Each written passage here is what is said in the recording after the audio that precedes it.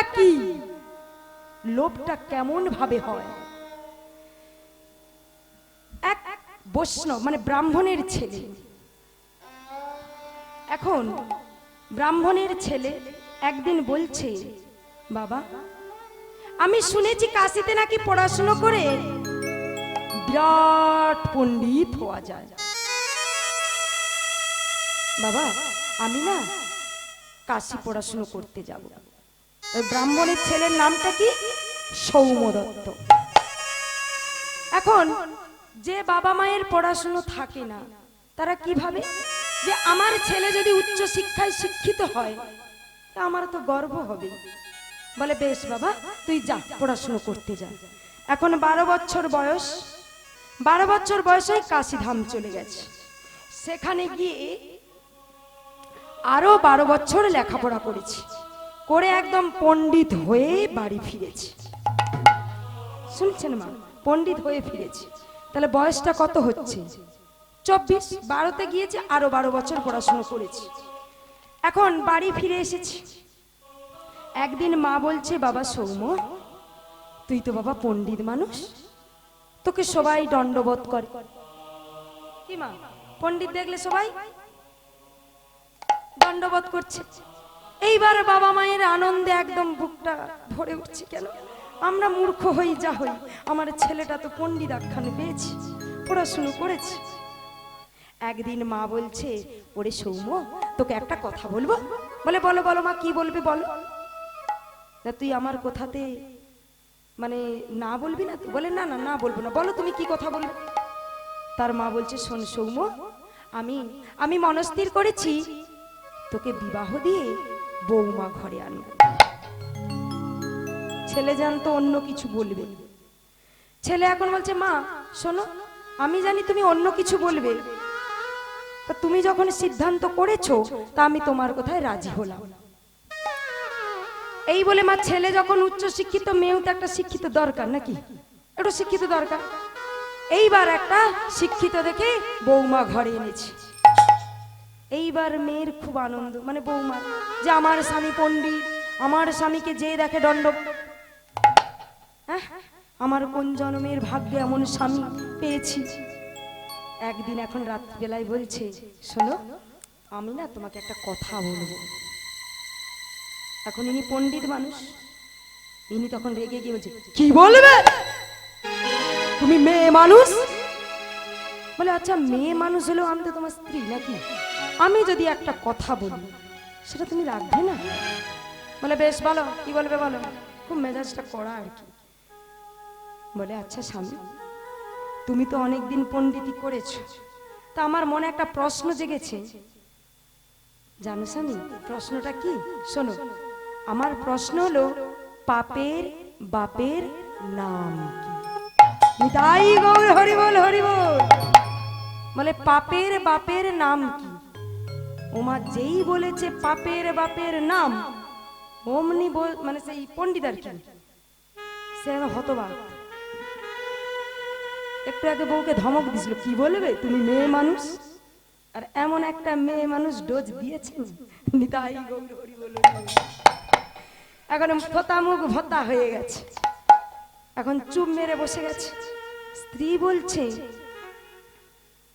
স্বামী আমার উত্তরটা দিচ্ছ না কেন, তুমি পণ্ডিত না? এখন 15 মিনিট 20 মিনিট কেটে যাচ্ছে, স্ত্রী এবার লাইনে পেয়ে গেছে। অমনি কোমরে হাত দিয়ে বলছে, এই তোমার পণ্ডিতি? হ্যাঁ এই তোমার পণ্ডিতি? তখন রেগে গেছে, শোনো আমার পণ্ডিত নিয়ে কিছু বলবে না, আমাকে 7 দিন সময় দাও, আমি তোমার প্রশ্নের উত্তর জেনে দেব। বেশ বেশ বেশ 7 দিন সময় দিলাম, তবে আমার প্রশ্নটা কিন্তু মনে রাখবি, পাপের বাপের নাম কি? এখন লিখে নিয়ে পণ্ডিত বেরিয়েছে কাশীধামে যাবে। মানে ওখানে মাস্টার মশাইয়ের কাছে গিয়ে পড়াটা একটু পড়ে নেবে, এটা তো পড়া হয়নি, ফাঁকিবাজি পড়া আর কি। বলে এটা তো পড়া হয়নি, এটা গিয়ে জেনে নেব যে পাপের বাপের নাম কি। এখন সকালবেলায় স্নান টান সেরে, যেমন এই যে রোড, যেমন রোডে উঠেছে বাস ধরবে বলে, এখন রোডের ওপারে একজনে দাঁড়িয়ে আছে। ওমা কে জানো সে? যার মাটি না হলে ওই দুর্গাপুজোর ষষ্ঠীর দিন বোধন হয় না। আর বলবো খুলে, বুঝতে পারছেন কে? এখন ওই দূর থেকে মানে রাস্তার ওপার থেকে বলছে, ও পণ্ডিতজি, আরে সকাল সকাল চললে কোথায়? হ্যাঁ, এই সকাল বেলায় ছাতা নিয়ে চললে কোথায়? বলে কাছে কাছে গোপনে বলতে হবে, পণ্ডিত না, কাছে গিয়েছি। বলে শোনো, আমি আবার ওই কাশি ধামে যাচ্ছি। বলে কেন? তুমি তো এই তো 12 বছর কাশি ধাম থেকে পণ্ডিতি করে এলে। বলে শোনো, কাল রাত্রিতে না আমার স্ত্রী এমন একটা ডোজ দিয়েছে না। বলে কি বলেছে? বলে কি বলেছে জানেন? বাপের নাম কি? আমি ওটা বলতে পারি না, ওটা তো পড়া হয়নি, তাই আমি যাচ্ছি আমার ওই মাস্টারের কাছে ওই উত্তরটা জানো বলে। এখন ওই পতিতামা লাইনতেছে, বাবা এই উত্তরটা জানবার জন্য আবার কাশিধাম যেতে হবে? আরে উত্তরটা তো আমার কাছে জানা আছে। বলে কি হল, তোমার কাছে জানো? বলে হ্যাঁ। এই বলে ওই পতিতামা কি করেছে জানো? 500 টাকার একটা নোট বের করে ওই মানি ব্যাগ থেকে নোট বের করে ওই পণ্ডিতের হাতে দিয়ে একটা দণ্ডবত করলে। পণ্ডিত ভাবে বাবারে বাবা, সকাল সকাল 500 টাকা কর করে। হ্যাঁ, ও মা গো, সকাল বেলায় কার মুখ দেখে উঠেছিলাম, একদম 500 টাকা পেয়ে গেলাম।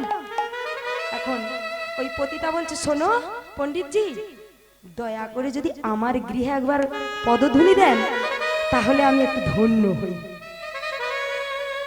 পণ্ডিত মনে মনে ভাবে, এ তো পতিতা, আর এর বাড়ি যাব? আবার মনে মনে ভাবছে, তো একবার তো যাব, রাস্তায় যদি প্রণাম করলেই 500 টাকা, আবার বাড়িতে যদি যাই, কি মা শুধু দেখুন লোকটা কোথায় যাচ্ছে।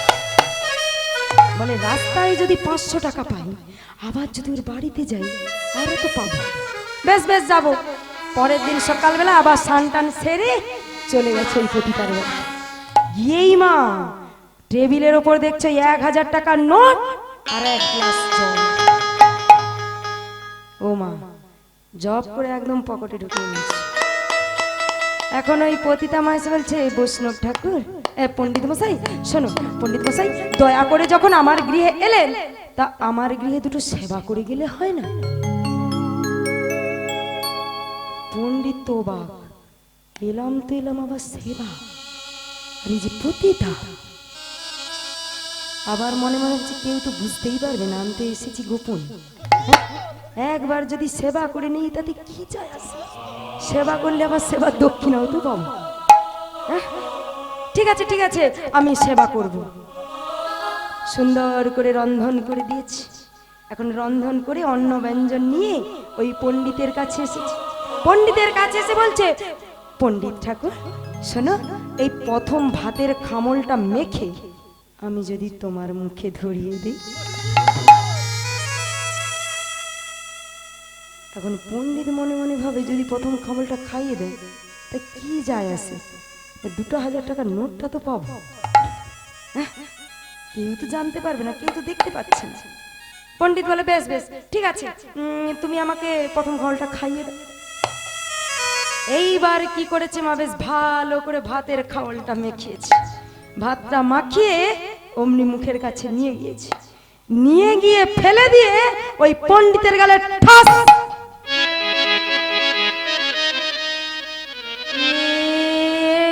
এটা কি হলো? বলে শোনো, এটাই হলো পাপের বাপের নাম। নিতাই গৌর হরি বল, হরি বল। বুঝতে পারছেন মা? পণ্ডিতকে বলছে এটাই হলো পাপের বাপের নাম। লোভে পাপ আর পাপে নিতাই গৌর হরি বল, হরি বল। দেখুন মা, আজকে ওই বৈষ্ণব গোসাই ওই সাধনাকে কেমন ভাবে বুঝিয়ে ওই বাটখারাটা নিয়ে চলে যাবে। সাধনা জানে বাটখারা, আর বৈষ্ণব গোসাই কি জানে? ভগবান নারায়ণ শালগ্রাম শিলা।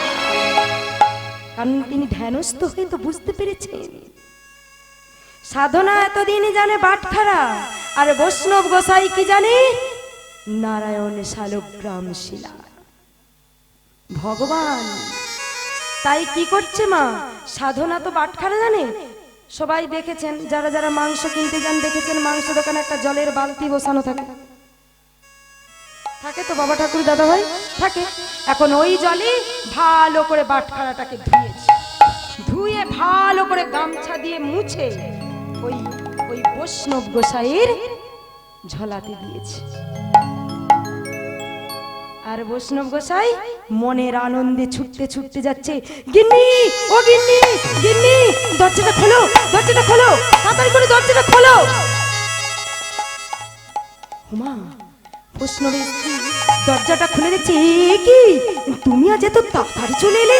বলে দরজাটা আগে লাগাও, দরজাটা বন্ধ করে দাও। বলে কেন কেন কি হয়েছে? আরে বন্ধ করো না বলছি, তারপর সব বন্ধ করে দিয়েছি।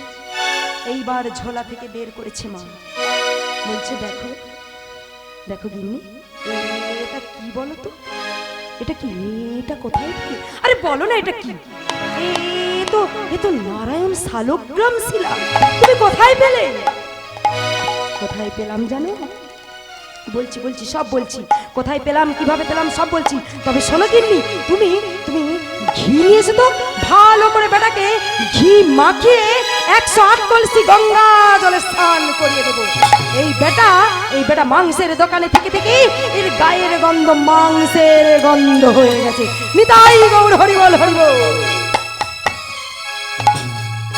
ভগবান বলে বৈষ্ণব, আমার গায়ের গন্ধ মাংসের গন্ধ হয়ে গেছে? আরে তুই কি করে জানবি ভগবানের রঙের গন্ধ কি? ভগবানের রঙের গন্ধ হলো কুমকুম চন্দনের গন্ধ। আর তুই কি বললি 108 কলসি গঙ্গা জলে আবার ভালো করে ঘি মাখি? ওরে ওরে, যার চরণ থেকে গঙ্গার উৎপত্তি তুই তাকে গঙ্গার জলে স্নান করাবি। ভগবান বলে বৈষ্ণব, তুই এত বেলা যা করার কর, তুই এত বেলা আমাকে ঘি মাখা স্নান করা যা করার কর। আমার বিক্রমটা তুই রাত্রে বেলায় বুঝতে পারবি, আমার বিক্রমটা তুই রাত্রিবেলা বুঝবি। তুই এতবেলা আমাকে যা করার করে নে। ও মা, ওই বৈষ্ণব কি করেছে, ভালো করে ঘি মাখিয়ে 108 কলসি গঙ্গার জল দিয়ে ভালো করে স্নান করিয়েছে। স্নান করিয়ে স্ত্রীকে বলছে, শোনো শোনো গো, অনেকদিন মাংসের দোকানে পড়েছিল, এর কিচ্ছু খাওয়া হয় না, তুমি আজ ভালো করে অন্ন ব্যঞ্জন রন্ধন করো তো, ওকে ভালো করে সেবা দেবো। ভগবান বলে বেটা, আমার কিছু খাওয়া হয়? ওরে, যার যার একটা হেলনে, অঙ্গনি হেলনে সারা পর্বতটা টলমল করে, যার ইশারাতে আজ চন্দ্র সূর্য উদিত হয়, আর তাকেই বলছে আমি সারা দিন মানে সারা জীবনে কিছু না খেয়ে আছি। খাবা কত সেবা দিবি দে। এখন বৈষ্ণবের স্ত্রী কি করেছে, ভালো করে অন্ন ব্যঞ্জন পায়েস মিষ্টান্ন রন্ধন করেছে। রন্ধন করে ভগবানকে বেশ সুন্দর করে ভোগ লাগিয়েছে, সুন্দর করে ভোগ লাগিয়েছে মা। ভোগ লাগিয়ে ভগবানের কাছে আরতি করি, ভগবানের কাছে প্রার্থনা করছি, কে তুমি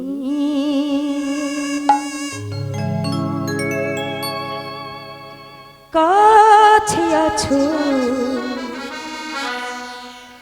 তবু জানি না আছো কোনখানে। কে তুমি কাছে আছো, দয়াময়, তবু জানি না আছো কোনখানে। তুমি কাছে আছো, তবু জানি না আছো কোনখানে। তুমি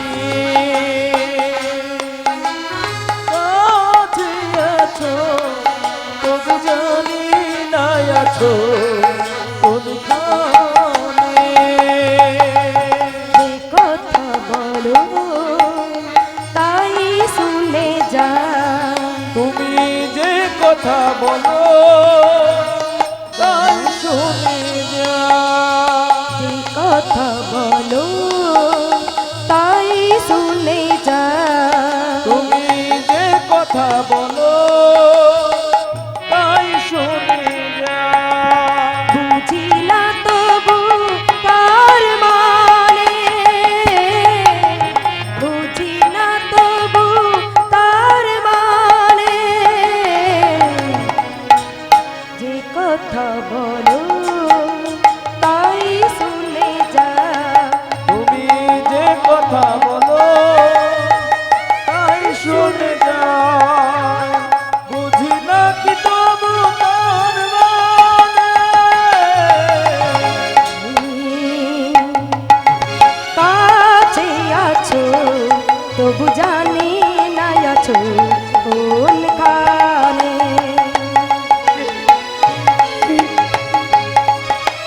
কাছে আছো তবু জানি না আছো কোন কানে হাতটা ধরে আমাকে চালা অন্ধকারে প্রদীপ জ্বালা হাতটা ধরে আমাকে চালাও অন্ধকারে প্রদীপ জ্বালাও হাতটা ধরে আমাকে চালা অন্ধকারে প্রদীপ জ্বালা হাতটা ধরে আমাকে চালাও অন্ধকারে প্রদীপ জ্বালাও চোখের দেখা দেখি না তবু তবু চোখের দেখা দেখি না তবু এ কি খেলা কে জানে তবু চোখের দেখা দেখি না তবু তবু চোখের দেখা দেখি না তবু একই খেলা কে জানে যে কথা বলো তাই শুনে যা তুমি যে কথা বলো তাই শুনে যা বুঝি না কি তবু তার কাছে আছো তবু জানি না আছো কোনখানে তুমি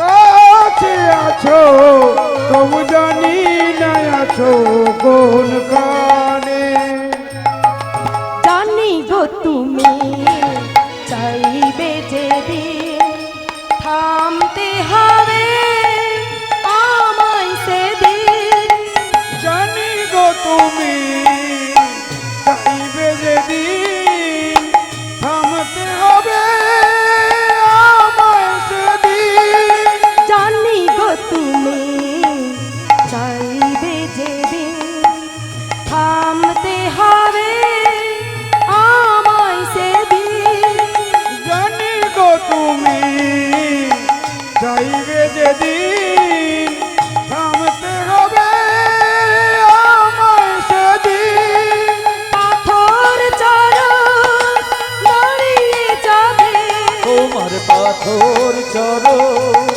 দাঁড়িয়ে যাবে বেলা শেষের সন্ধানে যে কথা বলো তাই শুনে যা তুমি যে কথা তাই গৌরে প্রেমানন্দে হরি হরি বল কথা বলো তাই শুনে যা তুমি যে কথা বলো তাই শুনে যায় বুঝি না তবু তার মানে বুঝি না তবু তার মানে তুমি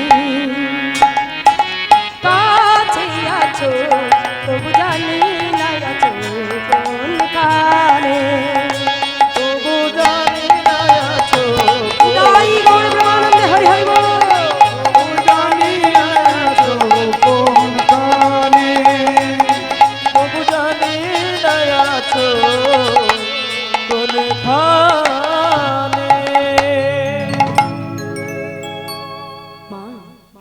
ভগবানকে ভালো করে ভোগ লাগিয়েছি, ভোগ লাগিয়ে প্রার্থনা করছি। আর ভগবান আগেই বলেছে, বেটা তুই যা করবি কর, তোকে রাত্রিবেলা মজাটা দেখাবো। এখন মা ভালো করে অন্ন ব্যঞ্জন দিয়ে সেবা দিয়ে আরতি টারতি করে এখন শয়ন করেছি। বৈষ্ণব শুয়েছি, বৈষ্ণব স্ত্রী আর একটি মাত্র ছেলে গোপাল শয়ন করেছে রাত্রিবেলায়। ওমা হঠাৎ হঠাৎ গভীর রাত্রে ডেকে উঠল, বৈষ্ণব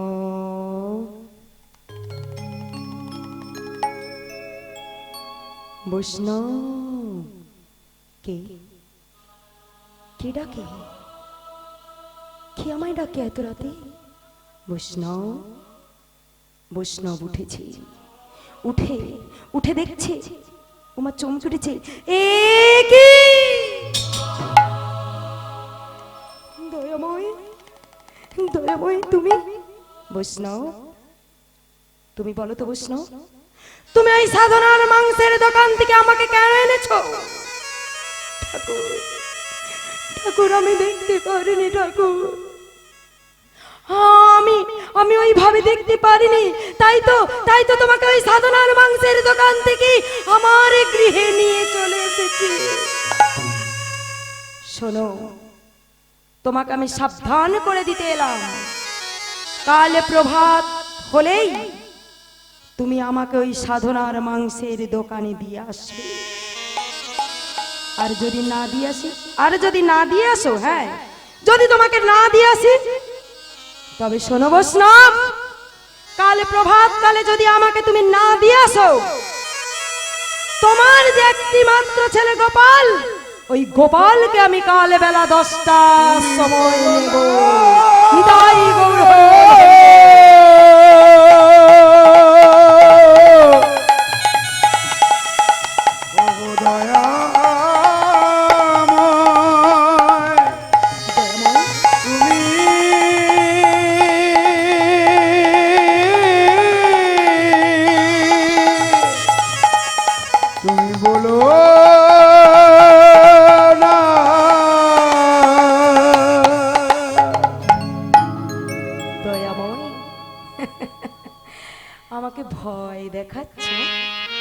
আমাকে ভয় দেখাচ্ছ?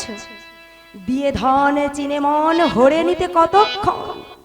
সন্তান তো আমি নিয়ে আসি, তুমি দিয়েছ, আবার তুমি নেবে, তাতে কি যায় আসে?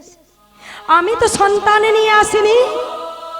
দয়াময়, বেশ, তুমি কাল সকাল 10টায় আমার ছেলেকে নেবে তো? দেখবো দেখবো প্রভু, কি করে তুমি সকাল 10টায় আমার ছেলেকে নিতে পারো, আমি দেখবো। তবে তাই হোক। স্ত্রীকে বলছে না যে গোপাল কাল বেলা 10টায় মারা যাবে, কারণ মা তো কষ্ট পাবে। বলছে আমি আমার স্ত্রীকে জানাবো না, তবে কাল বেলা 10টার আগে আমি মাধুকরী করে এসে আমি গোপালকে প্রসাদ পাইয়ে দেব। এইবার ভক্তমণ্ডলী ভক্তিমতী মায়েরা বলুন তো, প্রসাদ কার হয়? আমরা অনেক সময় বলি না কালীর প্রসাদ, বলি অনেকে দুর্গার প্রসাদ, কিন্তু মা দুর্গা কালী এদের হয় নির্মাল্য, আর আমার ভগবানের হয় প্রসাদ, মহাপ্রভুর হয় প্রসাদ। তাহলে আমি দেখবো প্রভু প্রসাদের গুণ আছে কি না। নিতাই গৌর হরি বল। কি মা, কে হারবে কে জিতবে দেখুন? কে হারবে বলুন তো, ভক্ত না ভগবান? ভক্ত জিতবে, ভগবান হেরো। ভক্তের কাছে ভগবান কখনো জিততে পারে না। তাই আজ দেখুন মা, ওই বৈষ্ণব ঠাকুর তার স্ত্রীকে বলছে না যে বেলা 10টায় আমার গোপাল মারা যাবে। সকাল হতেই অমনি বৈষ্ণব ঠাকুর ভিক্ষার ঝোলা নিয়ে 2-4 ঘর ভিক্ষা করে এনে স্ত্রীকে বলছে, ওগো শোনো, তুমি তাড়াতাড়ি করে রন্ধন করো। বলে কেন এত ব্যস্ত কেন? শোনো না আমি কি বলি, তাড়াতাড়ি করে তুমি রন্ধন করো, রন্ধন করে তুমি গোপালকে ভোগ লাগিয়ে দাও। বলে তোমার কি মাথা খারাপ হয়েছে? এত তাড়া দিচ্ছ কেন? তুমি বেশি কথা বলবে না।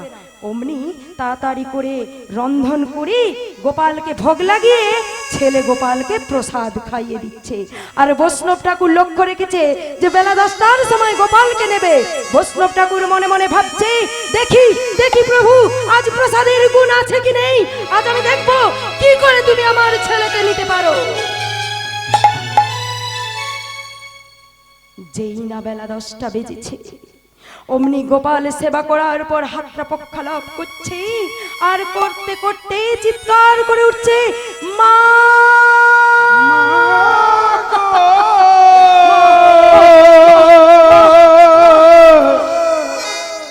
ওগো আমার মা, ওগো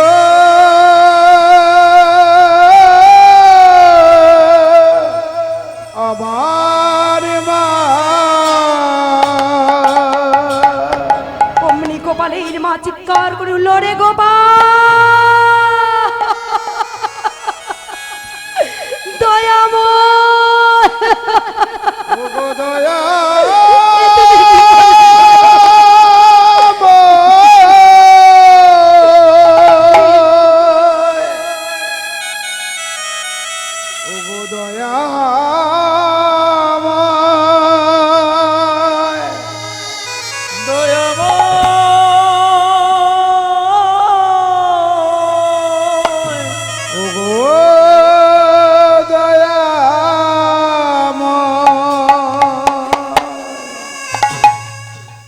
গোপাল রে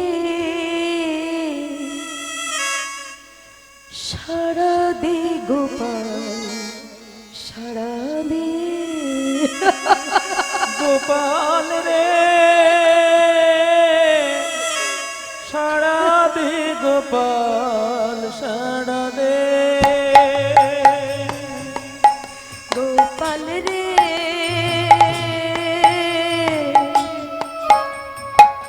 সারা দে, গোপাল সারা দে, গোপাল রে সারা দে, গোপাল সারা দে, ক্ষীর সারণী রেখেছি সাজিয়ে, ক্ষীর শরণ রেখেছি সাজিয়ে, ক্ষীর শরণ রেখেছি সাজিয়ে, খেয়ে নিবি আই গোপাল, গোপাল রে গোপাল সারা দে, গোপাল রে সারা দে, গোপাল সারা দে, দয়াময়, তুমি কি করলে দয়াময়? আমার একটি মাত্র সন্তানকে তুমি কেড়ে নিলে দয়াময়। বৈষ্ণব বলছে, শোনো, তুমি কেঁদো না, তুমি কেঁদো না, কি আমার সন্তান। হ্যাঁ? যেদিন যেদিন ব্যাসদেব তার মায়ের গর্ভ থেকে বেরিয়ে চলে যাচ্ছে, তখন তখন তার পিতা বলছে, ওগো হরি, ওরে খোকা শোন, খোকা শোন। অনধিক দূরে গিয়ে বলছে, কাতক কান্ত কস্তে পুত্র, সংসার কি ঘোর বিচিত্র। আর আমরা কি বলি, তারা হড্ডি শুধু কিলং অর্থ মুদ্গরমে বচ, কা প্রাণ সংস কা কস্য পরিবেদনা। কি আমার মাতা, কি আমার পিতা, আমরা শুধু বলি আমার সন্তান, আমার আমার ঘর, আমার অর্থ। কিন্তু মা, কি নিয়ে এসেছি, কি নিয়ে যাব? বৈষ্ণব বলছে, শোনো শোনো বৈষ্ণবী, তুমি কিন্তু না, ভগবান দিয়েছিল, ভগবান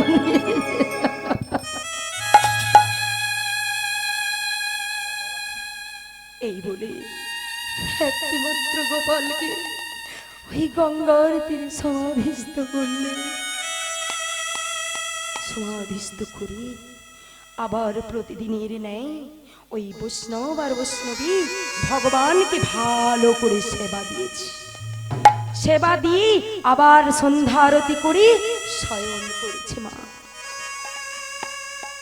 আবার আগের দিনের ন্যায় বৈষ্ণবকে সে ডাকছে, বৈষ্ণব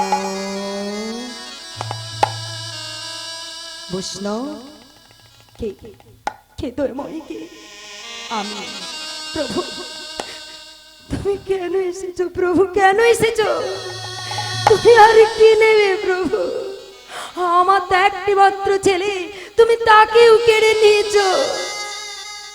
শোনো বৈষ্ণব, আমি তোমাকে সাবধান করে দিতে এলাম, কাল প্রভাত হওয়ার সাথে সাথেই ওই সাধনার দোকানে তুমি আমাকে দিয়ে আসবে।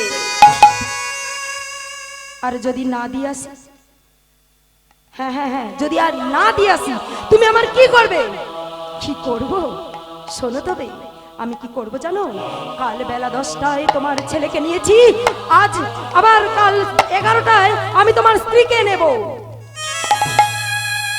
কাল 11টা বাজার সাথে সাথে আমি তোমার স্ত্রীকেও নিয়ে নেব। বৈষ্ণব গোসাই বলে, দয়াময়, তুমি আমার ছেলেকে নিয়েছো, আবার বলছো আমার স্ত্রীকেও নেবে। তা তুমি যদি আমার স্ত্রীকে নিয়ে নাও না, আমি একদম খুশি। বলে তুমি খুশি? বলে হ্যাঁ, আমার কোনো চাপ থাকবে না। কি চাপ? না, আমি যেখানেই থাকি না কেন সন্ধে হলে আমাকে বাড়ি ফিরে আসতে হতো, আমার স্ত্রীর জন্য, আমার ছেলের জন্য। আর আজ যদি তুমি আমার স্ত্রীকেও নিয়ে নাও না, তাহলে একদম আমি নিরজনে বসে বসে না, আমি তোমার সাধন ভোজন করব। আমার কোনো চিন্তা থাকবে না, আমার কোনো বাধাও থাকবে না। কি মা, সংসারে থেকে ভগবানকে ডাকবার মতো সময় পাই না। যখনই একটু মনে করি ভগবানকে একটু ডাকবো, অমনি স্বামী সকালবেলায় বলে, এই তুমি পরে ঠাকুর নাম করবে, আমার অফিসের ব্যাগটা রেডি করে দাও। এদিকে ছেলে বলবে, মা আমি স্কুলে যাব, ভাতটা রান্না করো। হবে? সময় চলে যাবে, কিন্তু হরি সাধন হবে না। বিভিন্ন কাজের মধ্যে, চাপের মধ্যে আমরা পড়ে যাই সংসারে, হরি কথা বলবার সময় পাই না। তাই ওই বৈষ্ণব গোসাই বলছে, শোনো, তুমি যদি আমার স্ত্রীকে নিয়ে নাও না, আমি একদম ফ্রি হয়ে যাব, মানে একদম আমি একা হয়ে নিরজনে বসে বসে তোমার নাম করব। বলে এটাই তোমার শেষ কথা? বলে হ্যাঁ প্রভু, এটাই আমার শেষ কথা। বলে বেশ, এটাই যদি তোমার শেষ কথা হয়, তবে কাল আমি তোমায় দেখাবো। বলে বেশ ঠিক আছে, কাল বেলা 11টার সময় আমি কিন্তু তোমার স্ত্রীকে নেব।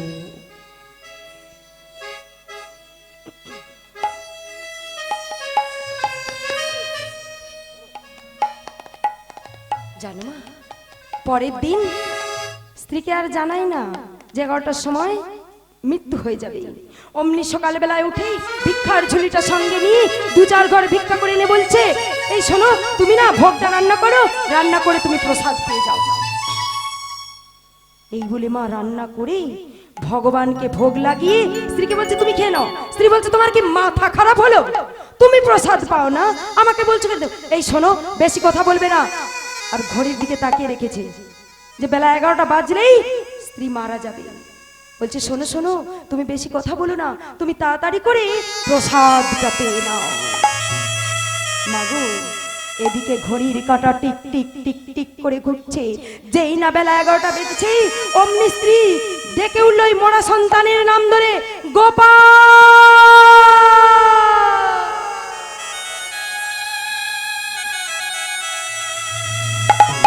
গোপাল গোপাল গোপাল।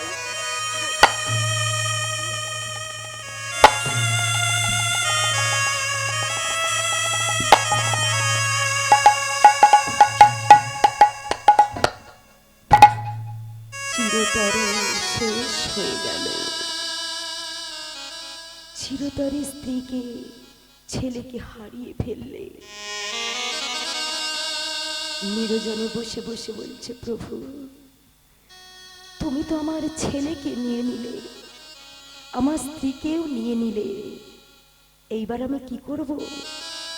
প্রতিদিন বেলা 12টায় তোমার ভোগ লাগতো, এইবার তোমার ভোগ দেব বেলা 3টেতে। আমি ভিক্ষা করে আনলেই আমার স্ত্রী রন্ধন করে তোমায় সেবা দিত, আজ আমাকেই সব কর্ম করে তোমায় সেবা দিতে হবে। শোনো শোনো ঠাকুর, তোমার সেবা লাগবে ওই বেলা 3টেতে। প্রতি